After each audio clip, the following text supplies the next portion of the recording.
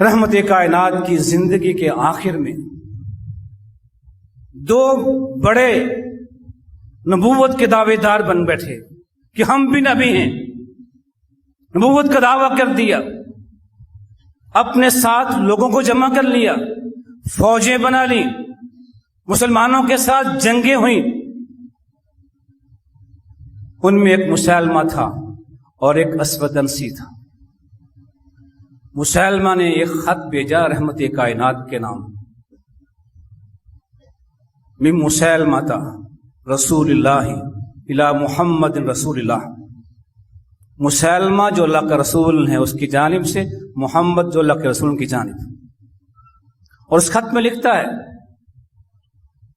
کہ آدھی زمین تمہاری ہے، آدھی زمین میری ہے۔ میں نے فیصلہ کر لیا ہے، آدھی زمین کا حکمران میں ہوں گا، آدھی زمین کے قریش ہوں گے، لیکن قریش بدعہد ہیں، کسی کی بات نہیں مانتے۔ جب آپ نے یہ خط پڑھا، اسی وقت اسی خط کی بیک پہ جواب دیا من محمد رسول اللہ الی مسیلمہ الکذاب، اللہ کے سچے رسول کی جانب سے مسیلمہ جو کذاب ہے اس کی جانب، اس خط کا جواب دیا۔ اور اس خط کو اپنے اس صحابی کے ذریعے بھیجا جو حضرت حبیب بن زید تھے اور ان انصار صحابہ میں شامل تھے جنہوں نے سب سے پہلے بیعت کی تھی، جنہوں نے انصار مدینہ نے رحمت کائنات کو مدینے میں آنے کی دعوت دی تھی، ان لوگوں میں یہ شامل تھے، خود بھی تھے، ان کے والد بھی تھے، ان کی والدہ بھی تھی، ان کی خالہ بھی تھی۔ یہ خدمات تھیں کہ یہ وہ لوگ ہیں جو اسلام کے لیے جان نثار ہیں۔ حبیب بن زید کو خط دے کے بھیجا مسیلمہ کے جانب۔ مسیلمہ نے خط پڑھا، اس کی آتش غضب اور بڑھ جاتی ہے، اپنی ساری قوم جمع کر لیتا ہے، اس کے سامنے پوچھتا ہے حبیب اتشہد ان محمد رسول اللہ، کیا تم گواہی دیتے ہو کہ محمد اللہ کے رسول ہیں؟ کہا کہ ہاں میں گواہی دیتا ہوں کہ اللہ کے رسول ہیں۔ پھر کہا اتشہد انی رسول اللہ، کیا تم یہ بھی شہادت دیتے ہو کہ میں اللہ کا رسول ہوں؟ حبیب کہتا ہے کہ یہ آواز میرے کانوں میں نہیں آتی، ان کانوں میں توحید و رسالت کی بات ہے، پختہ ہے، کسی جھوٹے نبی کی بات یہ کان سنتے ہی نہیں ہیں۔ میں تمہاری بات نہیں سن رہا ہوں، تیری نبوت کی بات مجھے سمجھ نہیں آ رہی ہے۔ تو اس مسیلمہ نے پھر اپنی جلاد سے کہا کہ حبیب کے ایک عضو کو کاٹ دو، اس کی انگلیوں کو کاٹو، ہاتھ کو کاٹو، بازو کاٹو، اس کے جسم کے ٹکڑے کر دیے گئے۔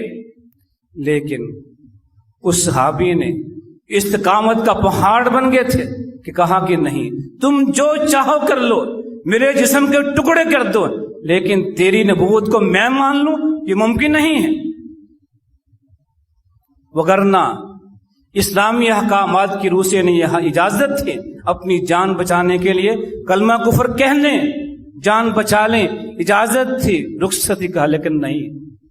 ایسے مواقع پہ عزیمت کا مظاہرہ کیا جاتا ہے تاکہ لوگوں کے سامنے ایک اسوہ بن جائے، ایک آئیڈیل بن جائے کہ مسلمان وہ ہوتا ہے، وفادار وہ ہوتا ہے، توحید کو ماننے والا وہ ہوتا ہے جو توحید رسالت پہ آنچ نہیں آنے دیتا۔ اسی طرح جب اسود انسی نے اپنی نبوت کا دعویٰ کیا تو یمن میں ایک اور مسلمان تھے، مسلم خولانی، اس نے انکار سے کہا کہ تم جھوٹے نبی ہو۔ روایات میں ہے کہ اسود انسی نے آگ جلائی، اس آگ میں ان کو پھینک دیا، لیکن آگ نے اثر نہیں کیا۔ جب اسود انسی کے مریدوں نے یہ دیکھا کہ یہ شخص جو اس کی نبوت کا منکر ہے آگ میں بھی نہیں جل سکا، کہا اگر یہ بات پورے شہر میں عام ہو گئی تمہاری نبوت کا خاتمہ ہو جائے گا، اسے یہاں سے نکال دو۔ اس نے حکم دیا کہ یہاں یمن کو چھوڑ دو۔ اب مسلم خولانی مدینہ آتے ہیں، مسجد نبوی میں نماز پڑھتے ہیں، عمر فاروق دیکھتے ہیں ایک اجنبی ہے، نیا آدمی ہے، پوچھا کون ہے، کہاں سے آئے ہو؟ کہا یمن سے آؤ۔ تو کہا کہ میں نے سنا ہے یمن میں ایک شخص ہے جس نے اسود انسی کی نبوت کا انکار کیا، اس نے اس کو آگ میں جلا دیا لیکن آگ نے اثر نہیں کیا۔ وہ کون ہے؟ کہا کہ اللہ کا بندہ ہے۔ کہا تم تو نہیں ہو؟ جان گئے کہ یہی وہ شخص ہے؟ اس نے کہا کہ ہاں میں ہی وہی شخص۔ اس کو سینے سے لگایا اور کہا کہ اے اللہ تیرا شکر ہے، تو نے مجھے زندگی میں ایسی شخصیت دکھا دی کہ جس طرح ابراہیم علیہ السلام کو تیری توحید کی خاطر آگ میں جلایا گیا، وہاں آگ نے اثر نہیں کیا، تو نے مجھے اپنی امت میں سے ایک ایسا فرد دکھا دیا جو توحید رسالت کی خاطر آگ میں کود پڑا لیکن آگ نے اثر نہیں کیا۔ یہ ہیں وہ لوگ جو استقامت کے پہاڑ تھے۔